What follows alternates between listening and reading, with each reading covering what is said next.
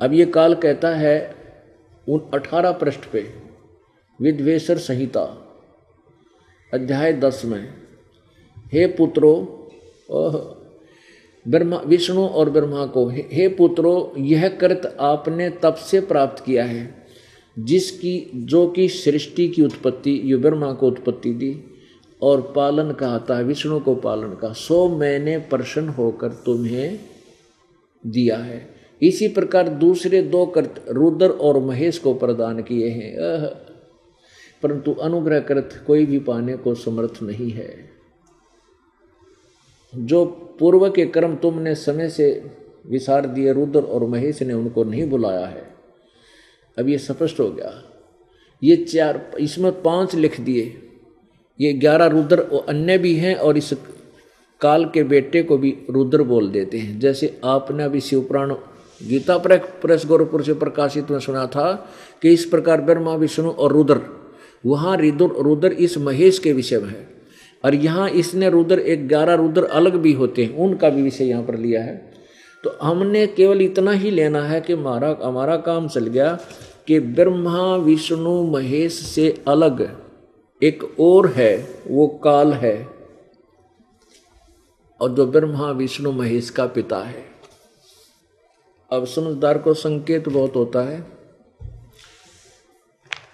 प्रमाण के लिए तभी बहुत कुछ मेरे पास है, लेकिन समय कम है और भी करना था, क्योंकि देवी पुराण गीता आदि में दिखाना है।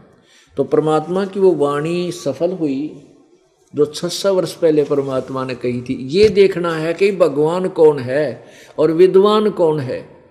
जैसे यजुर्वेद अध्याय नंबर 40 के श्लोक नंबर 10 और 13 में ये कहा है कि उस परमात्मा को कोई तो जन्म लेने वाला यानी संभवात यानी उत्पन्न होने वाला, कोई कहते असंभवात यानी उत्पन्न नहीं होता, वो निराकार है, वो जन्म नहीं लेता, ऐसा कहते हैं। उसके विषय में सही जानकारी भी कोई तत्वदर्शी संत बताएंगे, उनसे सुनो। 13वें में कहा है कि कोई तो अशिक्षित को विद्वान मान लेता, 12-13 में दोनों का मिलकर है कि जिसको अविद्या, जो अशिक्षित है उसको तो अविद्वान कह देते हैं, और जिसने अक्षर ज्ञान हो गया को थोड़ा बहुत किसी भाषा का उसने विद्वान कह देते हैं। नहीं, विद्वान और अविद्वान की परिभाषा भी वो तत्वदर्शी संत बताओगा, उसे सुनना। अब ये ऋषि दानंद जैसे विद्वान थे, कबीर परमात्मा विद्वान थे, ये और जब ऋषि हुए हैं ब्रह्मा विष्णु ये जो अन्य, ये विद्वान थे या परमात्मा कबीर विद्वान थे।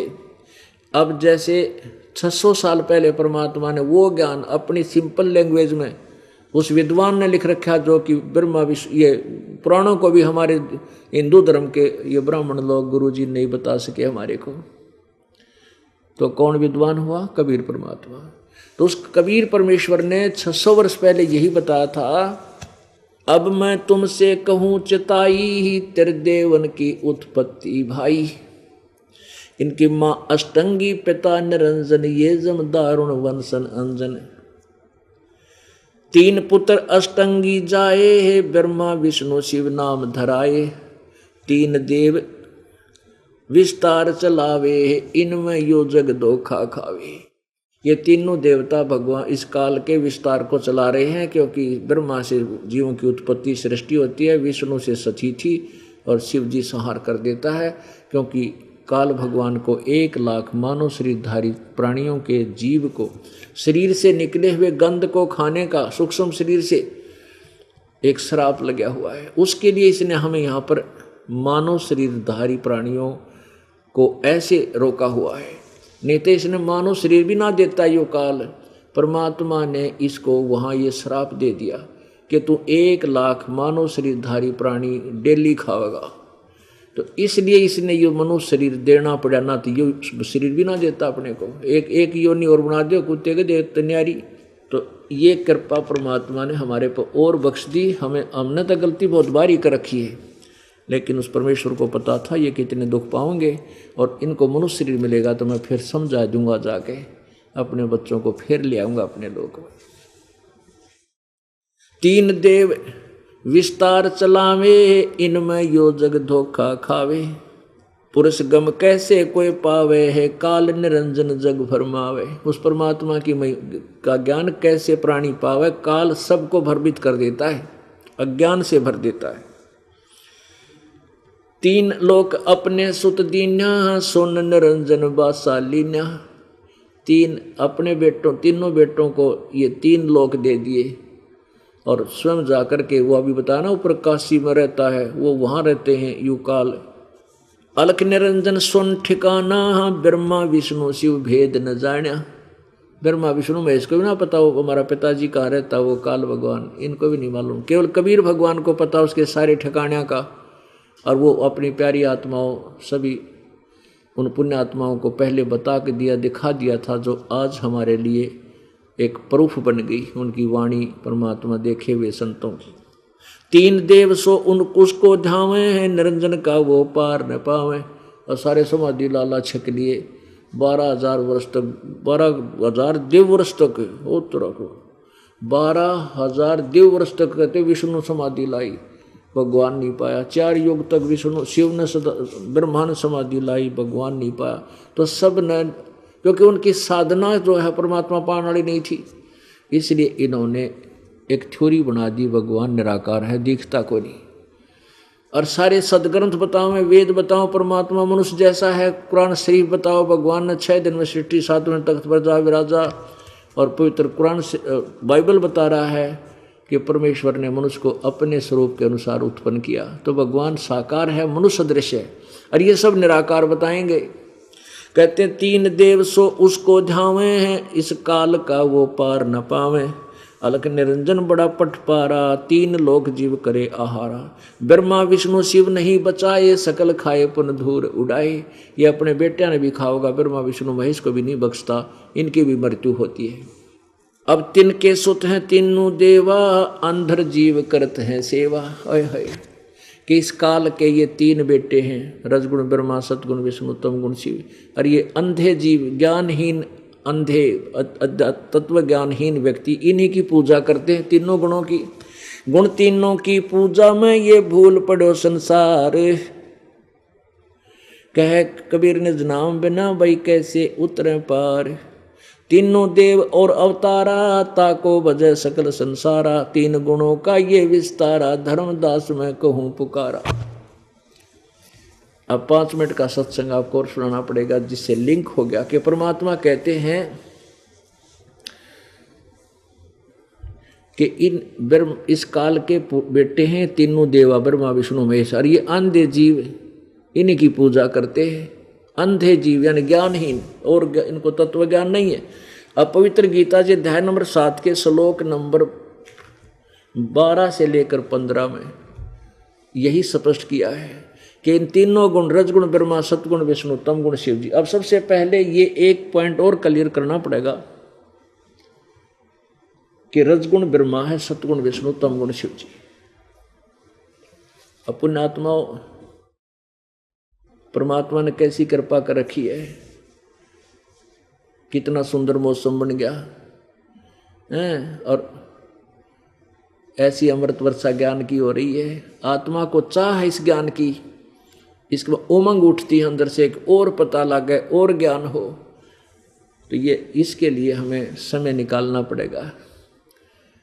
अब पहले हम सांग देखने जाया करते, सारा दिन खेतों में काम करते और शाम न आ जाते हैं, सांग देखने जाते 2-2:30 बजे 3-4 बजे तक सांग देख के आते, और फिर थोड़ी अनसोते इतने करके कहते चलो खेत में। उनसे लोग छुप कर जाते थे, पता नहीं होता था क्या, कुछ दिन में काम करते ना काम करे तो करके फिर नौके वो फिर पिटाई हो है। तो वो खेत में भी काम करते, रात ने सांग भी देख देते। 6 दिन देखना पड़ा, 6 के 6 रात ने जागे जाते। और वहाँ कुछ लेना न देना, उड़ा गधे बैठा करते, उस रेत में हम बैठते जाकर और बकवाद सुना करते। और अब ये निर्मल ज्ञान परमात्मा का अमृत वर्षा हो रही, नीचे मैट बिछा रखे, ऊपर पंखे चल रहे, बड़ी बड़ाई रोटी, कितनी अच्छी लाइट, और मौसम परमात्मा ने कितना प्यारा कर दिया। तो इसमें हमने नींद का नहीं देखना चाहिए, भगवान प्राप्ति का उद्देश्य ही रखना चाहिए। अब देखिएगा देवी भागवत महापुराण में सिर्फ इतना सिद्ध करना है कि रजगुण ब्रह्मा है, सतगुण विष्णु, तमगुण शिव जी। ये देखिएगा श्रीमद् देवी भागवत हिंदी टीका सहित अथ देवी भागवत देवी भागवतम यानी देवी पुराण भाषा टीका सभाष टीकम समातम खेमरा श्री कृष्ण दास प्रकाशन बम्बई 4। अब इसका देखिए तीसरे सकंद में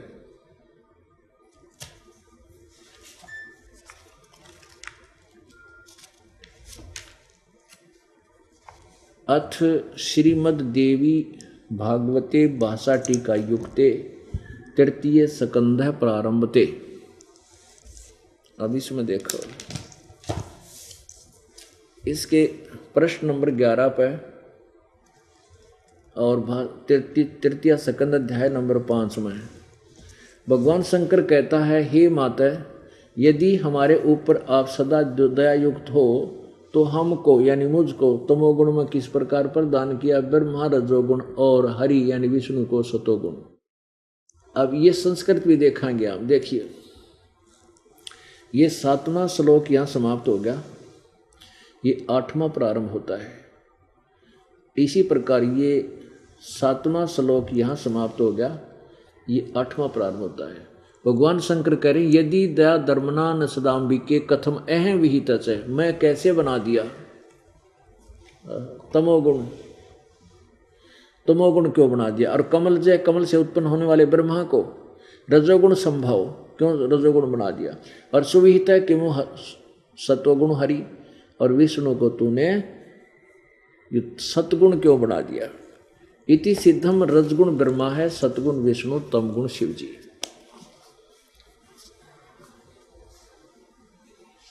अब देखिएगा श्रीमद् भगवत गीता, ये श्रीमद् भगवत गीता अध्याय नंबर 7 का और श्लोक 12 से 15 आपको सुनाएंगे। ये देखिएगा अध्याय नंबर 7 और श्लोक नंबर यहाँ से 12।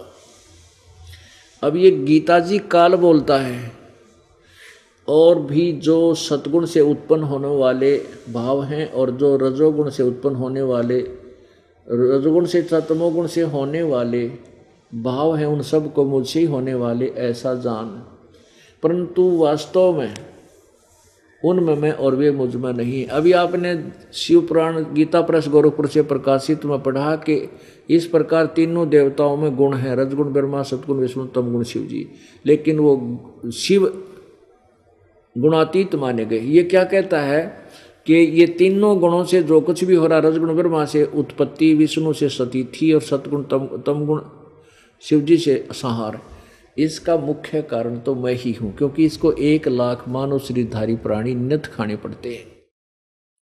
लेकिन ये कहता मैं इनमें नहीं, ये मुझ में नहीं, क्योंकि इनसे अलग रहता है। अभी परमात्मा ने अपनी वाणी में बताया कि वो ज्योत सुन ठिकाना, ज्योत निरंजन सुन ठिकाना, वो तो ऊपर रहता है। तीनों पुर अपने सुत दीना और सुन निरंजन बादशाह लीना, ऊपर बादशाह कीना, वो सुन में रहता, अलग रहता है। तो अब क्या कहता है 13वें में, देखो 13वें में क्या कहा है, 7वें अध्याय के 13वें श्लोक में, गुणों के कार्य रूप रजगुण ब्रह्मा, सतगुण विष्णु, तमगुण शिव जी, इन तीनों प्रकार के भावों से संसार प्राणी समुदाय मोहित हो रहा है। इन तीनों गुणों से परे मुझ अविनाशी को नहीं जानता, यानी ब्रह्मा विष्णु महेश से ऊपर मुझे भी नहीं जानता, यानी ब्रह्म को भी नहीं जानता ये। अब 14 में कहा है कि यह अलौकिक अर्थात अद्भुत त्रिगुणमयी मेरी माया, रजगुण ब्रह्मा, सतगुण विष्णु, तमगुण शिव जी द्वारा फैला गया जाल बड़े दुस्तर खतरनाक है, और जो पुरुष मुझको निरंतर भजते हैं वो इस माया का उल्लंघन कर जाते हैं। यानी ब्रह्म कहता है कि जो मुझे भजते हैं, यानी ब्रह्मा विष्णु महेश ये देवता, ये भी लोग इनको भी भजते हैं, इसलिए कहता है जो मुझे भजते हैं वो इन तो ऊपर उठ जाते हैं इन तीनों गुणों से। अब 15वें में तोड़ पाड़ दिया, इस माया के द्वारा रजगुण ब्रह्मा, सदगुण विष्णु, तमगुण शिव जी के अतिरिक्त जो किसी और की पूजा नहीं करते, ना सुनने को तैयार, जिनका ज्ञान हरा जा चुका है, इन्हीं के मिलने वाले लाभ पर जो आश्रित हैं, आसुर स्वभाव को धारण किए हुए हो राक्षस स्वभाव, इन तीनों गुणों के पुजारी रजगुण ब्रह्मा सदगुण विष्णु तमगुण शिव जी के पुजारियों को क्या संज्ञा दी है गीता ज्ञानदाता ने? आसुर स्वभाव के, राक्षस स्वभाव को धारण किए मनुष्यों में नीच और दूषित कर्म करने वाले मूढ़ लोग, मूर्ख लोग, और मुझको नहीं भजते। अब इससे सिद्ध हो गया कि रजगुण ब्रह्मा सतगुण विष्णु तमगुण शिव जी ये पूजा के योग नहीं, इनकी पूजा नहीं करनी। और इनको पूजते हैं वो राक्षस स्वभाव के दूषित कर्म करने वाले। क्यों कहा? जैसे तमगुण शिव की पूजा की थी रावण ने, और के संज्ञा पाई उसने, क्या उपमा पाई? राक्षस कहलाया और ऐसा जुल्म कर दिया, पर नारी को हर लिया, अपनी माँ को हर लिया जो 3 लोक की जननी कहलाती है, और कुत्ते वाली मौत मरा। राक्षस की पदवी, ऐसा जुल्म, मांस खावे, शराब पीवे और भगत को आवे। ब्राह्मण बाणा क्रम कसाई, जन्म तो ब्राह्मण के घर में और काम कसाई वाले सारे। तो ये इन पूजाओं का ये प्रतिफल। फिर एक भस्मागिरी नाम का एक साधक था जिसने तमगुण शिव की साधना 12 वर्ष तक ऊपर न पैर करके नीचे न शीश करके की, और पहले हजारों वर्ष अलग से तप किया इसी उद्देश्य से। 12 वर्ष तो शिव जी के द्वार का आज्ञा करके की। पार्वती ने एक दिन कहा कि हे महादेव, आप तो भगवानों के भगवान हैं, आपका ये उपासक क्या मांगता है, इसको फारिग करो यहाँ से। तो फिर भगवान शिव ने कहा कि मांग भाई भस्मागिरी, के मांगा मेरे तय। अब भस्मागिरी ने कहा भगवान ऐसे नहीं, पहले वचनबद्ध हो जाओ फिर मांगूंगा। भगवान ने सोचा साधु संत के मांगेगा, एक आधी सिद्धि मांग लेगा, दे दूंगा। कहने लगा भाई ठीक है, भगवान शिव ने कहा मैं वचनबद्ध होता हूँ, मांग क्या मांगता है। अब जब वह खड़ा हो गया सीधा, वो छोड़ दिया तपस्या। कहने लगा मुझे भस्म कड़ा दे दे। भगवान शिव के पास एक कड़ा पैर रखा था, भस्म कंडा, और उसमें ऐसी शक्ति थी कि किसी के सिर के ऊपर रख कर उसने न्यू कह देना भस्म, वो मर जाता था, अगले वाला जल जाता था, राख हो जाती थी।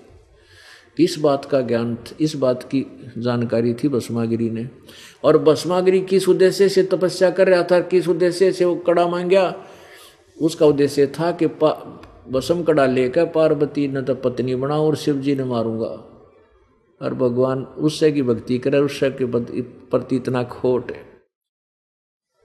तो भगवान शिव ने सोचा भी साधु संत से जंगल में रहता है, अपनी रक्षा के लिए मांगता होगा, निकाल के दे दिया अगले बच्चा।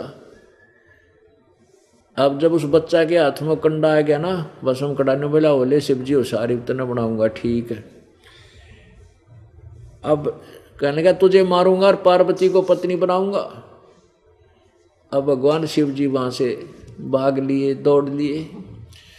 अब पुण्यात्मा ये हम रोज पढ़ा करते, पर ये ऑपरेशन हो गया मोतियाबिंद का, अब दिखने लग गए ये भगवान नहीं थे, ये अविनाशी नहीं थे। उस भस्म कड़े डर के भाग लिए, तो ये अविनाशी नहीं थे।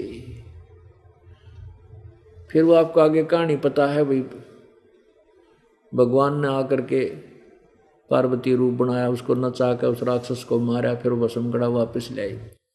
अब ये सिद्ध हो गया परमात्मा जो कहा करते। और गीता जी क्या बताती है कि तीनों गुणों की भक्ति, जैसे राक्षस स्वभाव को धारण किए मनुष्यों में नीच दुष्कर्म करने वाले मूर्ख, बताइए भस्मागिरी तो नीच भी कर्म कोई करेगा, अपने भगवान की पत्नी पर बदनीयत रूसे की पूजा करे, उसी से मांगन जा रहा, ऐसे जुल्म। क्योंकि परमात्मा कबीर जी के शरण में आए बिना यू काल नचला ना टिके। ये मन काल है, काल का दूत है, और जब तक हम परमेश्वर कबीर जी की शरण में नहीं आते, यू काल किनारा नहीं पकड़ता, कुछ ना कुछ बकवाद खड़ी करे रखेगा। कबीर परमात्मा नहीं करने देंगे, इसने, ये समर्थ शक्ति है। और 21 ब्रह्मांड का यू मालिक है, ना ब्रह्मा के काबू में, ना विष्णु के, ना शिव जी के। ये तो कबीर भगवान के नाम से, इसकी शरण में आने से ये दूर हट जाता है। फिर तो नाड़ मारता रहे, गर्दन हिलाव है, माथा पकड़ कर रोए है कि ये तो गए सारे मेरे तक। अब हिरण्यकशिपु ने इस रजगुण ब्रह्मा की पूजा की थी, हिरण्यकशिपु ने के पदवी पाई, अपने बेटे का दुश्मन हो गया, राक्षस कहलाया और कुत्ते वाली मौत मरा। ऐसे ही एक बार कुंभ का मेला लगा था, वहाँ पर ये गिरिपुरी वैष्णव जो तीनों गुणों के उपासक और विष्णु के उपासक ये सभी कुंभ के मेले में स्नान करने के लिए पहुँच गए। न्यारे न्यारे इकट्ठे हो गए अपने अपने ग्रुप में। और हर की पैड़ी हरिद्वार में पर भी लगनी थी, उसमें स्नान के लिए सुबह सुबह पहुँच गए। सबसे पहले नागा पहुँच गए हर की पैड़ियों पर। नागा ये भी शिव के उपासक होते हैं और ये वैष्णव जो होते हैं ये विष्णु जी के उपासक हैं। तो पीछे से वैष्णव का ग्रुप आ गया, विष्णु उपासकों का, सतगुण विष्णु उपासकों का। वो कहने लगे उन नागा को जो नहाने की तैयारी पकड़ रहे थे गंगा के किनारे पर भी के समय, विष्णु उपासक कहने लगे भाई नागो, ओ नागाओ तुम बाहर आओ, तुम स्नान मत करना, पहले हम श्रेष्ठ हैं, पहले हम स्नान करेंगे, हम विष्णु उपासक हैं, हम भगवान के शिव विष्णु सबसे श्रेष्ठ भगवान है, देवता है। अब नागा कहते हैं नहीं हम श्रेष्ठ हैं, हम त्यागी और बैरागी हैं, हम निवस्त्र रहते हैं, हमने जो है ना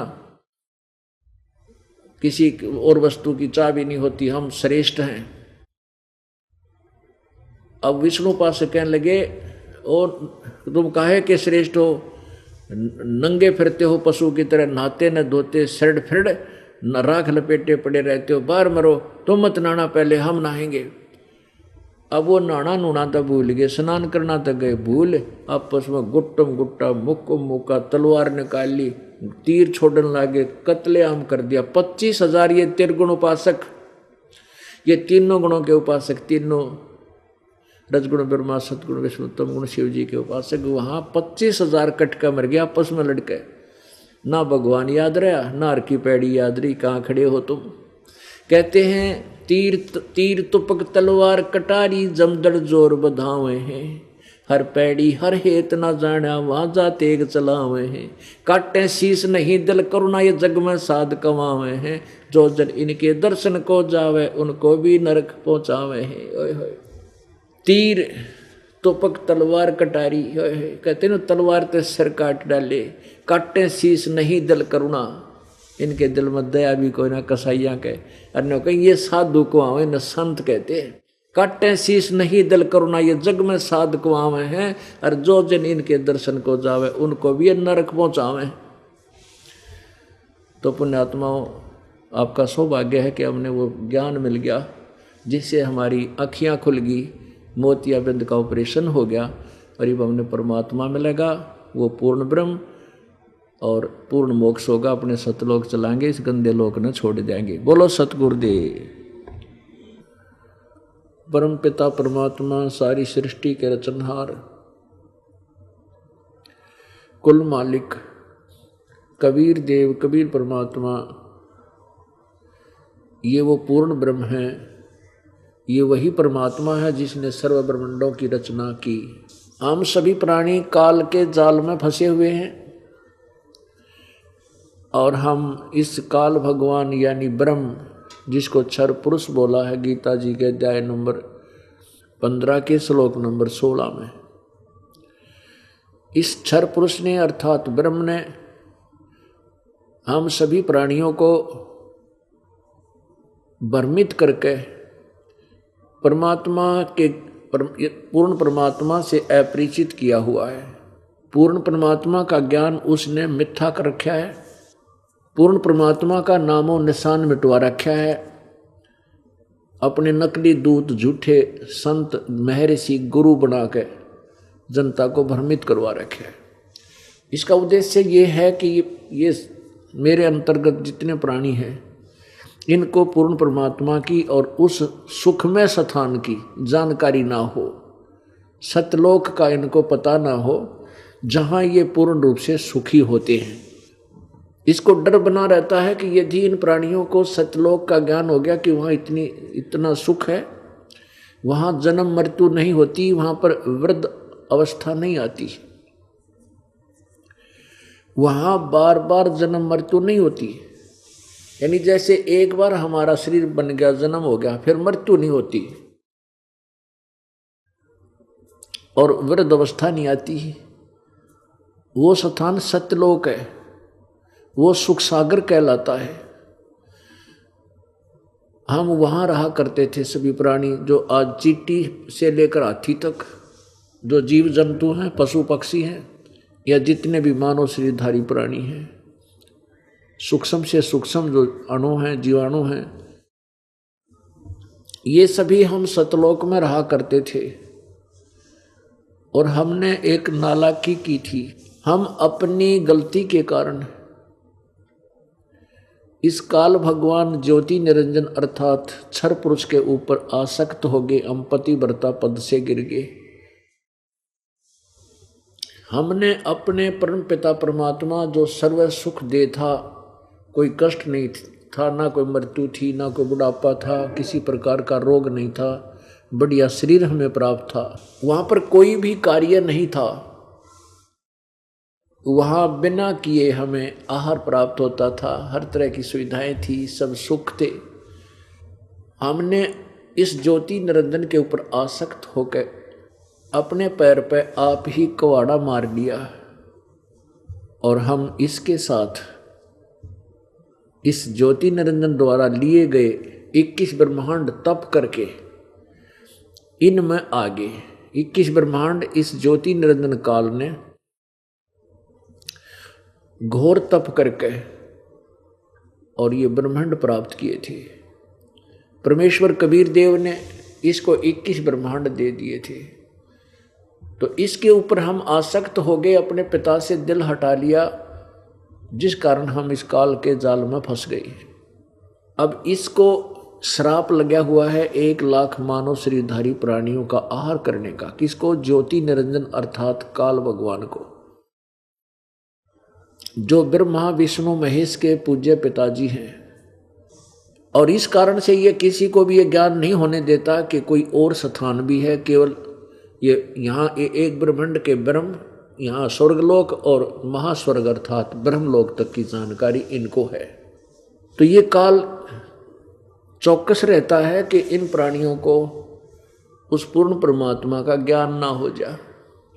पुण्यात्माओं, आप विशेष कुछ दिनों के बाद आपको एक विशेष ज्ञान होगा। ये तत्व ज्ञान की गहराई में आप पहुंचोगे तो पता चलेगा कि सचमुच इस काल ने तो पूर्ण रूप से जो है हमें धोखे में डाला हुआ है। अब हमारे सदग्रंथ वेद हैं, वेद हैं, पुराण हैं, गीता जी, ये सभी पवित्र सदग्रंथ हमारे मान्य हैं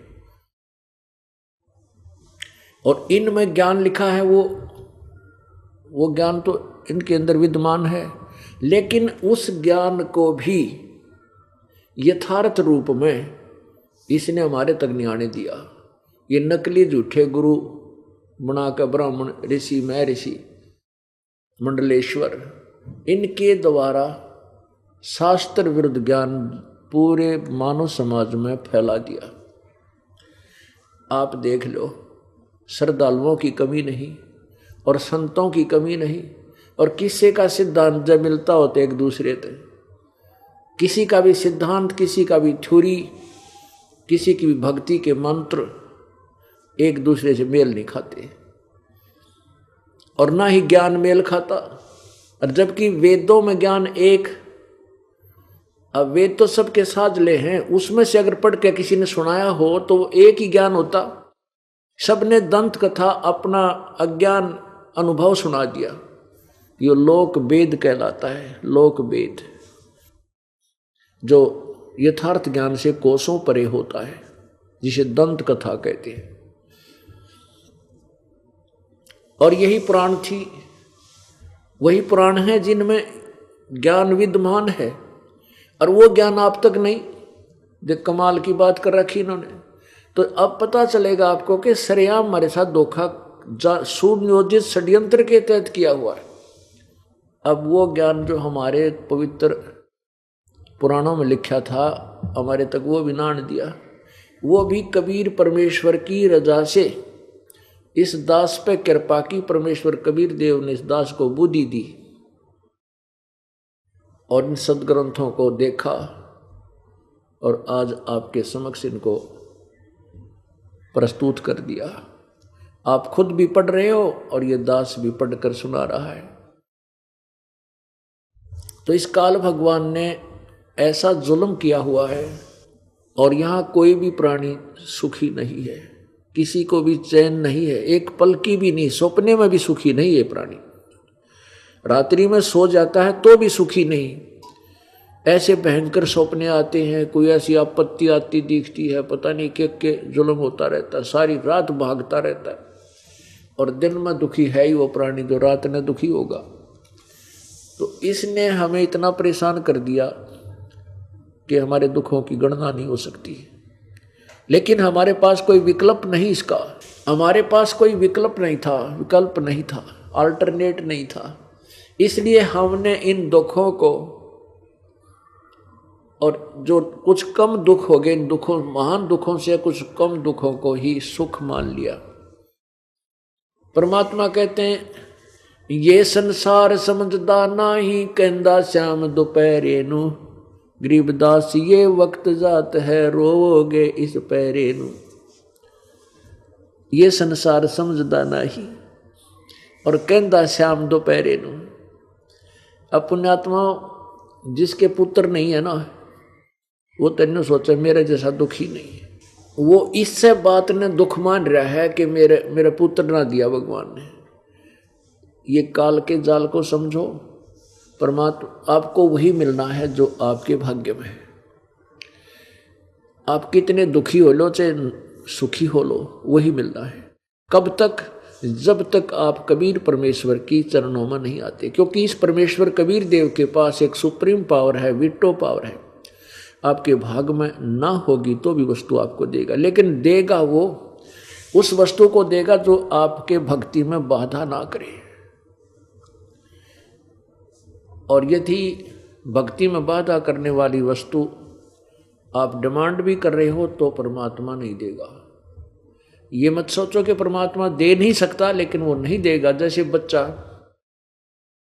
छोटा सा बालक, चूल्हे में अग्नि जल रही हो और वो चलता चलता उसके अंदर हाथ देना चाहता है, क्यों? उसको अच्छी वस्तु समझता है, उसकी डिमांड करता है, और उससे वापस हटा लेते हैं तो रोता है, फिर उधर चलने की चेष्टा करता। तो माता पिता भाई बहन जो उनसे बड़े हैं उसको उधर नहीं जाने देंगे, वो रो चाहे राजी रहो। इसी प्रकार परमात्मा, जैसे हम कोई डिमांड करते हैं, जब हम परमेश्वर कबीर देव के चरणों में आ जाते हैं और उसमें आपके हाथ जलने हों, अर्थात आपको हानि होनी होगी, तो परमेश्वर कबीर देव नहीं देगा। आप जी चाहे राजी रही हो चाहे नाराज होना, भक्ति करना चाहे ना करना, क्योंकि हमारा मूल उद्देश्य आपको काल के जाल में छुड़वा कर सदा के लिए सुखी करना है। और आप वो अस्थायी सुख डिमांड करने मांगने आते हो यहाँ पर, जो बिना मांगे देगा आपको। आप केवल एक का चीज मांगो, परमात्मा अपने चरणों से दूर ना करना। अब जब हम समर्थ के चरणों में पड़े रहेंगे तो धनी के द्वार पर के आदमी भूखा रहा करे? कभी नहीं रहेगा। तो हम उस समर्थ के द्वार पर पड़े रहेंगे तो हमें किसी चीज की, आवश्यक वस्तु की कमी नहीं रहेगी।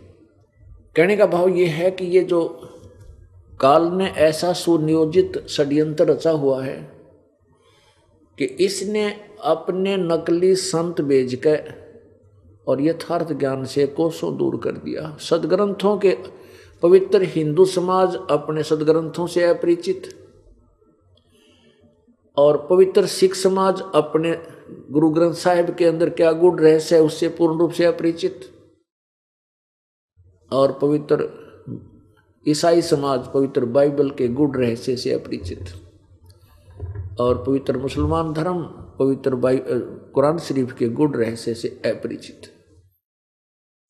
अब कारण क्या है कि इस काल भगवान ने सभी को भ्रमित करना, अपने जाल में फंसाए रखना ही उद्देश्य बना रखा है। अब परमात्मा कबीर जी जब आते हैं, वो आकर के यथार्थ ज्ञान प्रदान करते हैं, स्वयं आते हैं।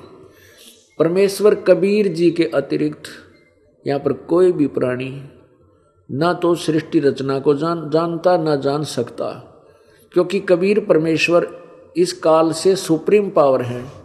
इस काल के सामने, इस काल के लोक में कबीर परमात्मा ही आकर के अपने यथार्थ ज्ञान को बताता है। अन्य की बुद्धि काल के हाथ में हो जाती है जब वो यहाँ आता है, और काल परमात्मा से डरता है। कहते काल डरे करतार से, जय जय जय जगदीश।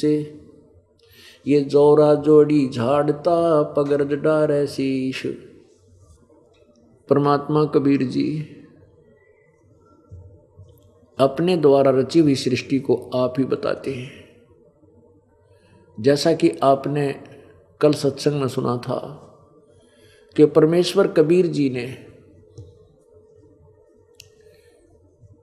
आज से लगभग 600 वर्ष पूर्व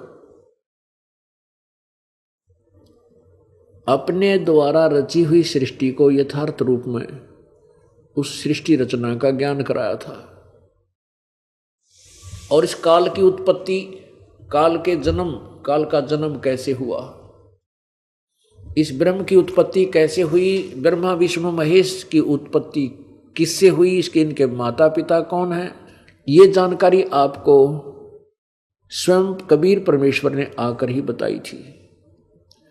जैसे गीता जी अध्याय नंबर 10 के श्लोक नंबर 2 में ये गीता ज्ञान दाता काल भगवान कहता है कि अर्जुन मेरी उत्पत्ति को न तो देवता लोग जानते न ऋषि जानते, क्योंकि इन सब का आदि कारण मैं हूँ, क्योंकि ये सभी इस काल के पुत्र हैं, इन्हीं से इनकी उत्पत्ति हुई है। अब जैसे पिता की उत्पत्ति को, पिता की डेट ऑफ बर्थ को, पिता के जन्म को संतान नहीं जान सकती, दादाजी बताता है, उसको डेट ऑफ बर्थ भी याद होती है, जन्म तिथि भी याद होती है। ऐसे ही कबीर परमात्मा यानी पूर्ण ब्रह्म सत्य पुरुष अविनाशी परमेश्वर जो गीता जी अध्याय नंबर 15 के श्लोक नंबर 16 और 17 में तीसरे नंबर का परमात्मा है, तीसरे नंबर का पुरुष है। जैसे गीता जी अध्याय नंबर 15 के श्लोक 16 में लिखा है कि इस संसार में दो भगवान प्रसिद्ध हैं, दो पुरुष, दो प्रभु, पुरुष माने प्रभु, एक क्षर पुरुष एक अक्षर पुरुष। और इन दोनों के तथा इनके प्राणियों के स्थूल शरीर तो नाशवान है, जीव आत्मा सभी की अमर होती है। 70वें श्लोक में बताया है कि उत्तम पुरुष तु अन्य और परमात्मा इति उदारते, वो श्रेष्ठ परमात्मा यानी वास्तव में जो भगवान सही पूर्ण ब्रह्म, वो तो इन दोनों से अलग है, क्षर पुरुष और अक्षर पुरुष से। और वही परमात्मा इति उदारते वो भगवान कहलाता है, उसको भगवान कहा जाता है। और यह लोक तरम आविश्य विभर्ति अवैश्वर है, जो तीनों लोकों में प्रवेश करके सबका धारण पोषण करता है, वो वही वास्तव में अविनाशी परमात्मा है। अब वो तीसरा जो परमात्मा है अक्षर यानी परम अक्षर पुरुष, परम अक्षर ब्रह्म, उत्तम पुरुष तु अन्य, वही तीनों लोकों में प्रवेश करके सबका धारण पोषण करता है, वो अविनाशी परमात्मा है। अब देखिएगा एक चित्र जिसमें हम आसानी से समझ सकते हैं इन भगवानों की स्थिति को, इन प्रभुओं की स्थिति को।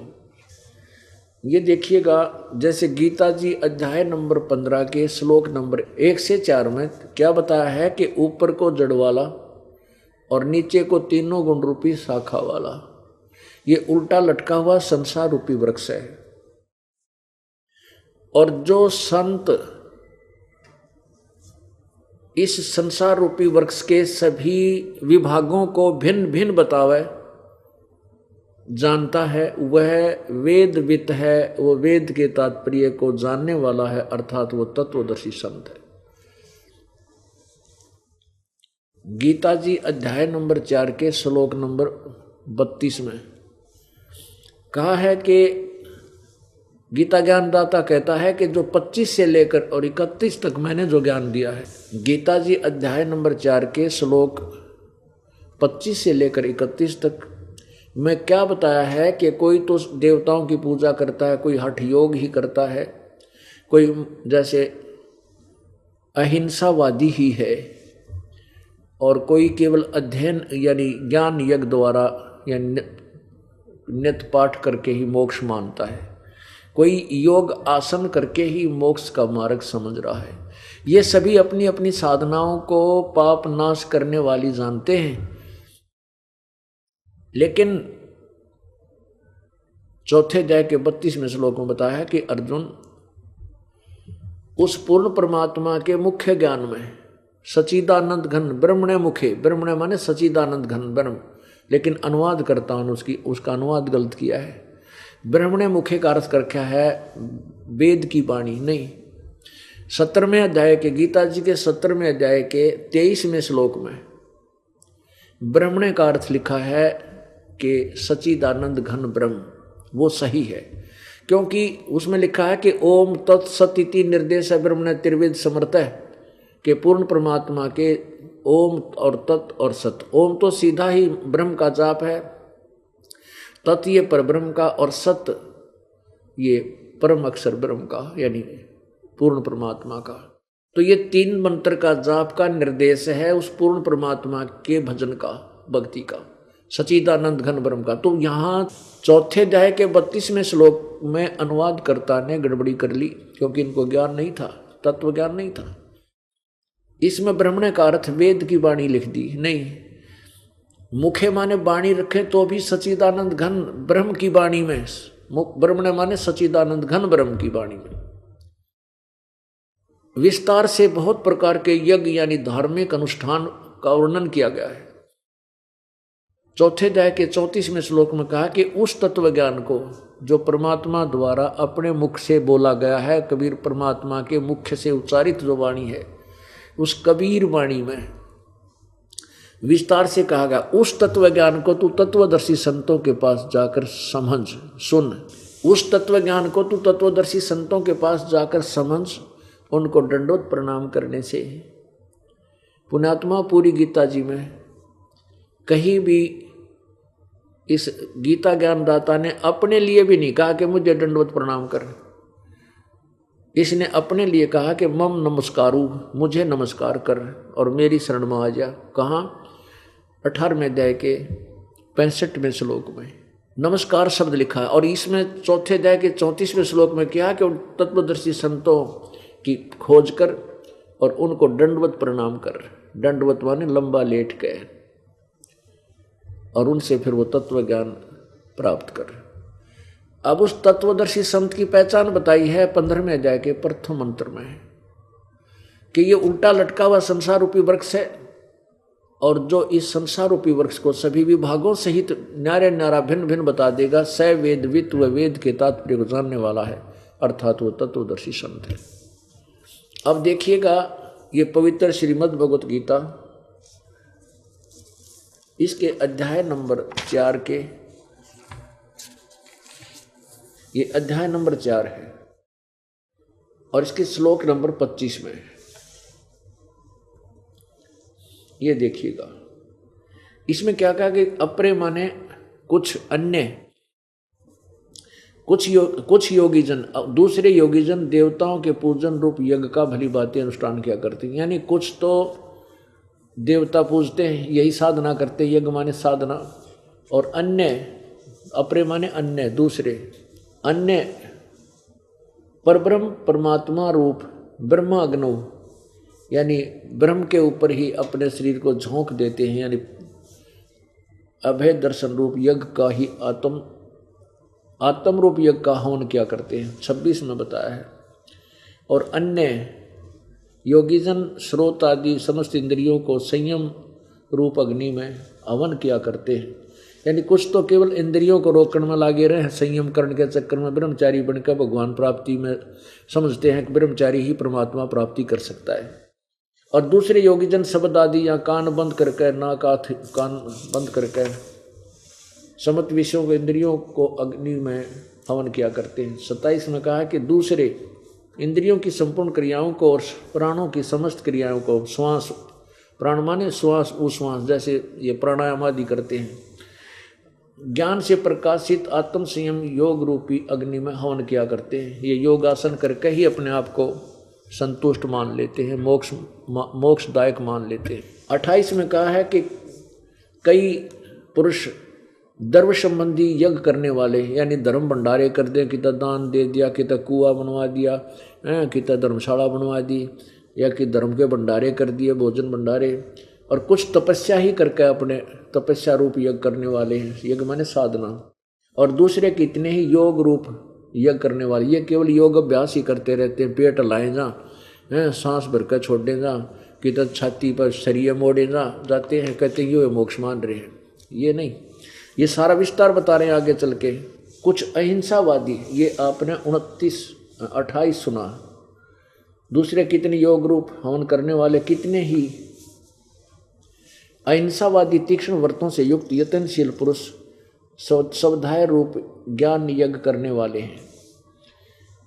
अब देखो, ये अहिंसा आदि तीक्ष्ण व्रतों से, जैसे मुंह पर पट्टी बांध के आपने देखे होंगे नंगे पैरों घूमते, हाथ में एक घोड़े की पूंछड़ के सा वो चवर लेकर उसको भी साथ रखते हैं कि जीव इंसान ना हो जा, केवल इसी से ही वो अपना मोक्ष मान लेते हैं। कुछ स्वाध्याय करते हैं, नित पाठ पूठ करके उसको मोक्ष मानते हैं। 29-30 में कहा है।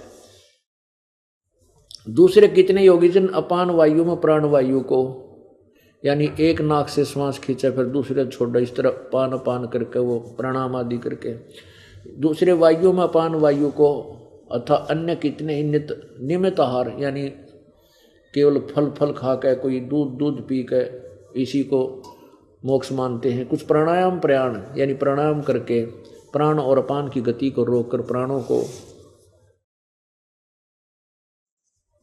प्राणों में ही हवन किया करते हैं। ये सभी साधक यज्ञों द्वारा पापों का नाश करने वाले, यज्ञों को जानने वाले हैं। इसका अर्थ यह है कि सब अपने अपने द्वारा किए जा रहे अनुष्ठानों को पाप नाशक जानते हैं। इसका ये अर्थ है।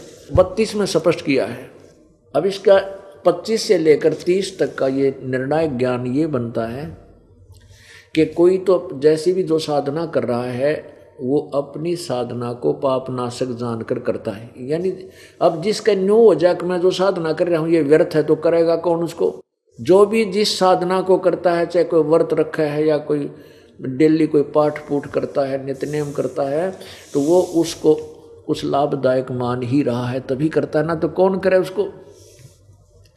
अब आगे बताया है कि चौथे अध्याय के 32वें श्लोक में स्पष्ट किया है कि इस प्रकार के जो आपने अभी सुना, कोई ऐसे करता है, कोई ऐसे करता है, कोई ऐसी साधना करता है, ये साधना भी और भी विस्तार से यथार्थ ज्ञान भी उस परमात्मा के मुख्य ज्ञान में, यानी 100वें वेद में, 5वें वेद में लिखा है, विस्तार से कहा गया है। और वो 5वां वेद है कबीर परमेश्वर की वाणी, कबीर वाणी, परमात्मा के द्वारा उच्चारित ब्रह्मणे मुखे, यानी पूर्ण परमात्मा के द्वारा अपने मुखारविंद से उच्चारित वाणी को ब्रह्मणे मुखे कहते हैं, पूर्ण परमात्मा की वाणी।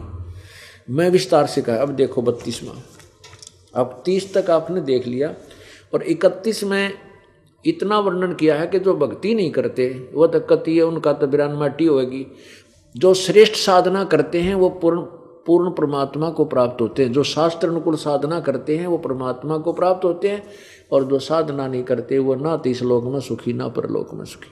अब देखो 30 तक आप पढ़ चुके हो, 31 पढ़ाता हूँ, ये देखिएगा। अध्याय नंबर 4 का मंत्र, श्लोक 31। हे कुरुश्रेष्ठ अर्जुन, यज्ञ से बचे हुए अमृत का अनुभव करने वाले योगी जन, सनातनम ब्रह्म, यानी ये सनातन ब्रह्म का है, तो कोई असनातन भी है। सनातन माने सदा रहने वाला, अविनाशी, और कोई असनातन भी है, इसलिए सनातन ब्रह्म प्रयोग किया। असनातन ये खुद है ब्रह्म जो बोल रहा है, ये नाशवान है। सनातन पर ब्रह्म परमात्मा को प्राप्त होते हैं। और यज्ञ करने वाले पुरुषों के लिए जो साधना नहीं करते, तो मनुष्य लोक भी सुखदायक नहीं, तो फिर परलोक कैसे सुखदायक हो सकता है। अब 32 में बताया है, निचोड़ कर दिया, चौथे अध्याय का 32वां श्लोक। इस प्रकार बहुत तरह के यज्ञ, ब्रह्मणे मुखे, इन्होंने वेद की वाणी लिख दिया, वेद की वाणी। अब यहाँ ब्रह्मणे का अर्थ क्लियर करना पड़ेगा हमने, तब इस निर्णय पर पहुंचेंगे कि पवित्र गीता जी हमें क्या संदेश दे रही है। अब देखिएगा 70वें अध्याय का 23वां श्लोक, ये अध्याय नंबर 17 श्रीमद् भगवत गीता अध्याय नंबर 23 में यहाँ लिखा है, ओम तत्सत इति निर्देश ब्रह्मणे त्रिविध समर्थ।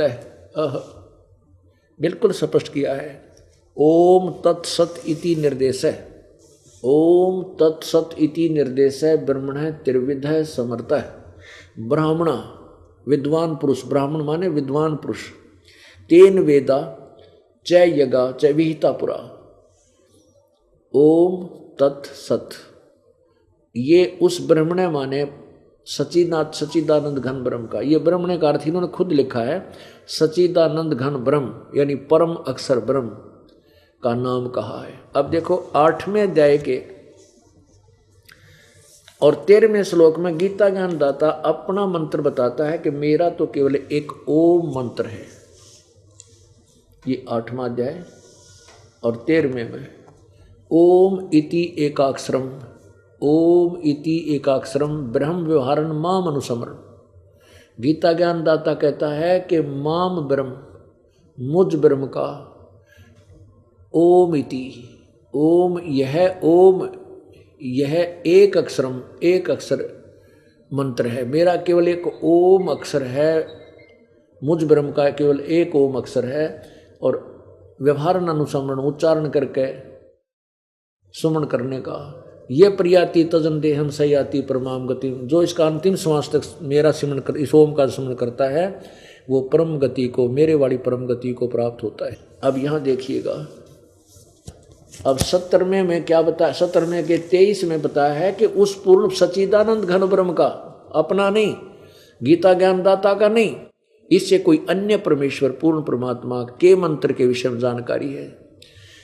ओम तत्सतिति निर्देश है, ब्रह्मण त्रिविध समर्थ है। ब्राह्मणा मान विद्वान पुरुष, वैसे ब्राह्मण का अर्थ होता है जो ब्रह्म पहचान है, यानी तत्वदर्शी संत, लेकिन ब्राह्मण ठीक नकली हो गया, इसलिए वो तत्वदर्शी संत अलग से कहना पड़ा। तेन वेदा च यगा च विहिता पुरा, तेन वेदा यानी उसी ज्ञान के आधार पर विद्वान पुरुष प्रारंभ में ये अपनी अनुष्ठान किया करते थे, इस तरह के मंत्र करते थे। अब क्या लिखा, हमने यहां निर्णय लेना केवल ब्रह्मण का अर्थ देखना है। ओम, इन्हीं के द्वारा अनुवाद, ओम तत्सत, यह ऐसे यह 3 प्रकार का सच्चिदानंद घन ब्रह्म का नाम कहा है। अंडरस्टूड हो गया, गीता ज्ञान दाता से कोई और परमात्मा है और उसका मंत्र है ओम तत्सत। ओम तो सीधा है, तत् और सत ये सांकेतिक है, ये दास बताओगा, क्योंकि इस दास के अतिरिक्त इन 3 मंत्रों का इस पृथ्वी पर किसी को भेद नहीं है। हाँ, मेरे से इस दास से उपदेश लेकर कोई बागी बनकर बकवाद कर रहा है, बताता है, कहीं नाम देता है, वो अधिकारी नहीं है, वो झूठे, वो डुप्लीकेट जो है ना पासपोर्ट बना रहा है।